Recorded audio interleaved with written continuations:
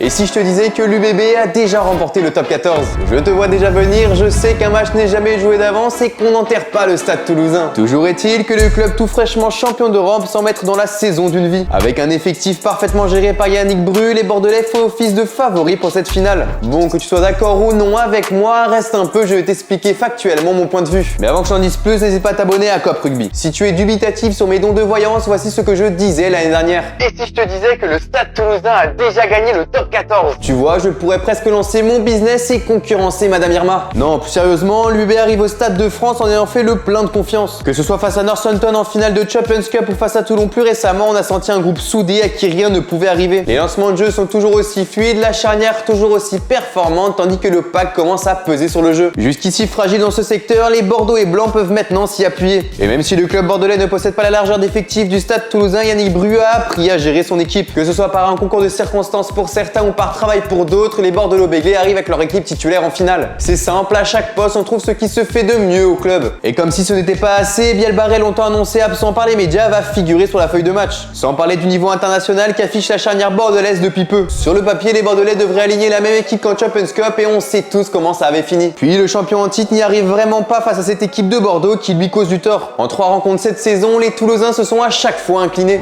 Et si je me permets d'affirmer que Bordeaux a déjà gagné, c'est que Toulouse se présente dans la capitale comme une bête blessée. Comme l'a rappelé son manager après la demi-finale, le Stade Toulousain a vécu une saison en enfer. Des propos qui peuvent paraître forts pour une équipe qui termine première de la phase régulière avec 12 points d'avance, pourtant quand on y regarde de plus près, il n'a pas tort. Touché par 2 décès au sein du club et par l'affaire Jaminet, il a été compliqué pour le staff toulousain de mobiliser les joueurs toute la saison. Et ce n'est pas ce dernier match face à Bayonne qui nous rassure quant à leur état sur cette fin de saison. Privé d'Antoine Dupont et de Peato Movaca depuis un bon moment, les Occitans ne semblent pas encore prêts à composer sans parler de l'absence dernière minute du 3e ligne Alexandre Roumat. Une saison qui pourrait malgré tout bien se terminer pour les hommes du Gomola, mais pourtant tout semble indiquer le contraire. Le seul détail qui plaide dans la faveur de Toulouse lors de ce match, c'est l'expérience. Pour sa 3e finale consécutive, le club occitan pourra compter sur des joueurs qui connaissent bien ce genre de rendez-vous. Mais alors après ces explications, es-tu d'accord avec moi? Dis-le moi dans les commentaires et si tu as kiffé, n'hésite pas à t'abonner à Cop Rugby.